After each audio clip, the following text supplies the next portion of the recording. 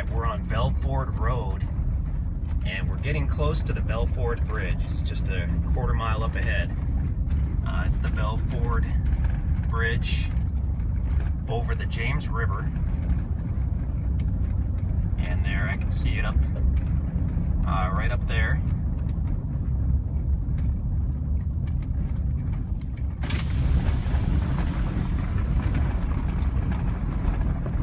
So we've made it to the James River. We're on Belford Road. We're actually on the Belford Bridge. And that's looking down the river.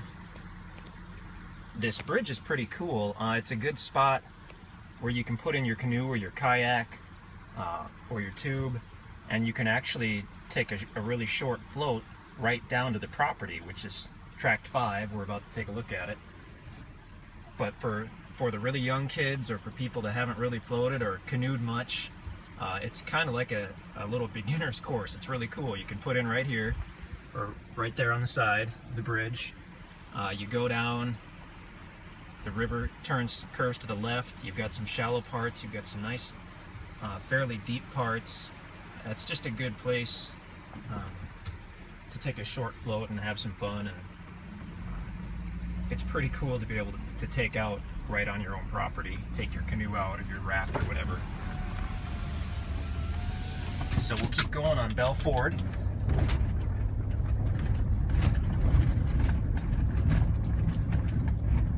We'll get to the top of the hill and just follow the road. It'll curve to the right, and then we've got just a couple hundred yards to go before we are at Tract 5. Okay, so Tract 5 will be up on our right. When we bought this property, this entire property, the fence line was right up almost against the county road, which we don't like for doing gates, because then you have to stop on the county road, get out of your vehicle, open the gate. If you have a trailer, it's more of a pain. So what we did was we moved the entire fence line back about 20 feet, which you'll see here in a moment. And the guys have just started removing the original fence line, so they haven't cut all the brush yet. These double gates were the original gates to the entire property, which was a little over 30 acres, I believe. But anyway, we'll be coming up on Tract 5 in a moment.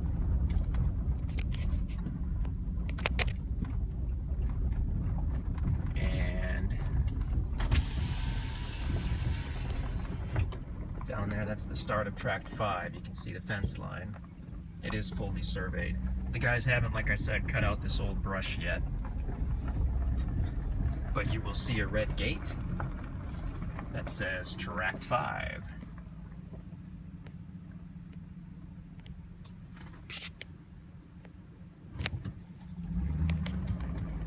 Right there. Can't miss it, hopefully.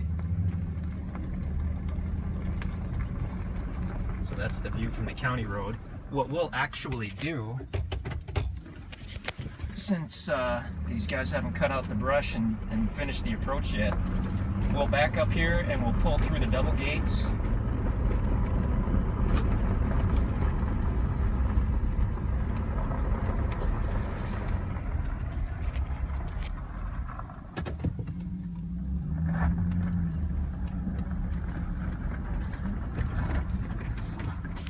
And we'll actually pull into Tract 3.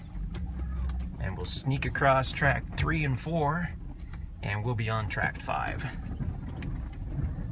The guys haven't fenced, even though the posts are all driven between the tracts, they haven't fenced between the tracts yet, just for that reason. Because they haven't finished up cutting the brush and all that stuff on the county road. But we are on Tract 5. It's got its own private gate. Feel free to put your own lock on there. Super private and peaceful out here. It's a little bit windy today.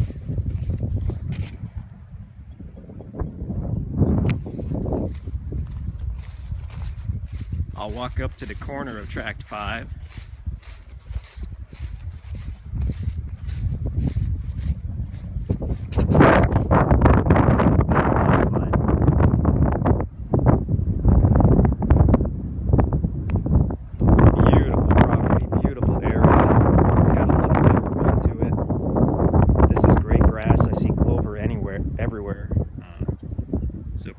a couple horses or a couple head of cattle. Fantastic. Multi-use property, great for recreation with the river there. Awesome for a home site. We're only 5 minutes outside of Marshfield, which is a growing city in Webster County. We're less than 30 miles, about 20, well, I think about 25 miles, we'll say, from Springfield, Missouri, which is the largest city in southern Missouri. It keeps growing in leaps and bounds. The James River actually flows west and forms Lake Springfield right in Springfield.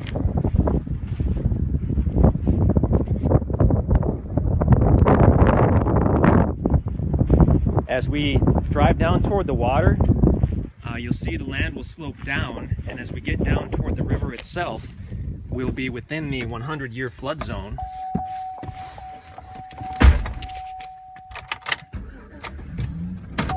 Which basically means that if you were to build in that area and require a conventional mortgage on your house, you would have to get flood insurance.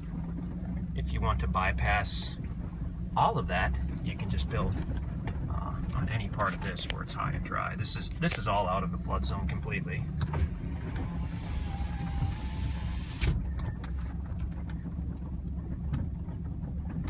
It's there are a lot of reasons why we love these properties. We have a total of 8. We started with a total of 8 tracts out here. I don't know for sure how many are left as of today. But to find a property that has county road frontage, power right on the property, which this does, it crosses over the property, phone at the county road, high and dry, buildable building site, and direct access to the water. It's basically it just hits everything that we want when we're trying to do these properties.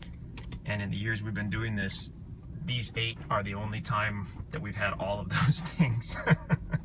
So to be able to get it within a half an hour of Springfield and 5 minutes of Marshfield was just almost too good to be true. So we are super excited about these 8 properties.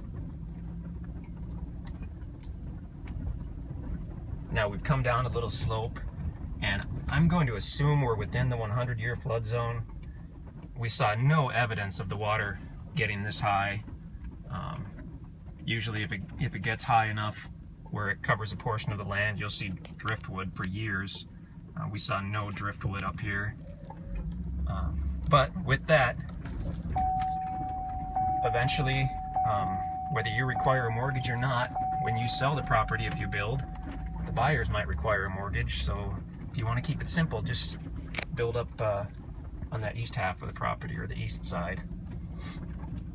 That's not to say you couldn't have a little cabin or a day cabin or something right down here that wouldn't require insurance.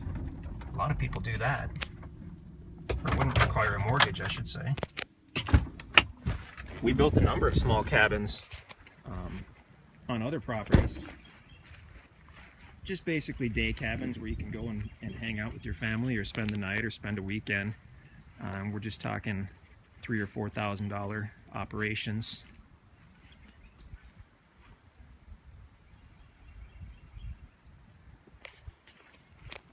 Now here we are down at the river on Tract 5.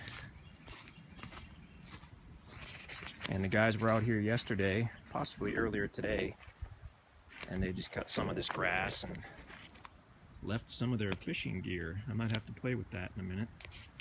This video looks blurry. Wipe the screen a little bit, we'll see if that helps. Still blurry. Sorry guys.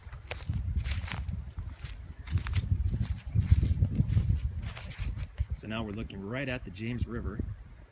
This is a nice spot here, actually. It looks like it's 6 or 8 feet deep right here. Now the sun's going to hide behind a cloud on us. Nice stretch of water. I can see why those guys were fishing here. We're probably about 8 feet above the water. If you look down, you can see there's a rock ledge that protrudes out. That would be the place to hang out and fish, probably, although you could easily fish from up here. That video still looks blurry. I don't know what's up with that. I tapped the screen and it fixed it. I probably should have known that, taking all these videos. Anyway, here's a clearer look at the James River. We're directly on the property. Oh, before, when I was rambling on about all the things we ideally would get when we try to purchase a river property, the one thing I didn't mention was, in a perfect world, we would buy something where you own both sides of the river. And then when we sell it, our buyers can be assured that no one's going to build on the other side or camp on the other side. Well, guess what? On this property, you own both sides of the river. You see a big gravel pile, gravel bar, and the property goes across that gravel bar to the other side. There isn't much on the other side, but the fact that you own both sides of the river is pretty unusual and pretty awesome. Nice bass in here. The guys have caught some nice bass. Panfish or sunfish, perch, probably catfish. I haven't fished it much, although since they left their rod here and reel, I might try it today. The river goes down and curves off to the right, continues on over from Webster County, where we are, into Greene County, and down to Lake Springfield. So yeah, pretty great property.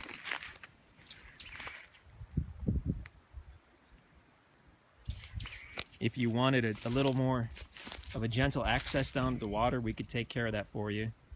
It takes about a day with a skid loader to create a little ramp. We've done it, we did it, I believe, on tract 7.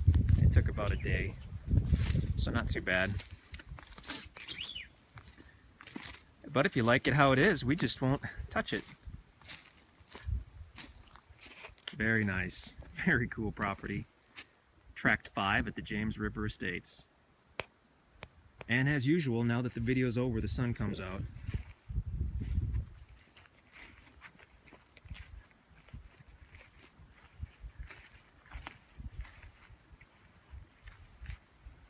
Awesome property. Tract 5.